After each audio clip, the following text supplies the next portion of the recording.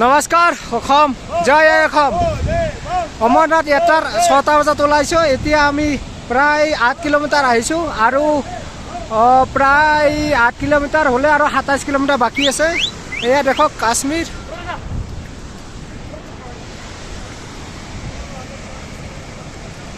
বম বম হোলে বম বম লে বম বম হোলে হোলে বম বম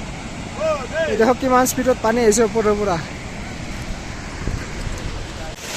অমৰনাথ হোলে হোলে হোলে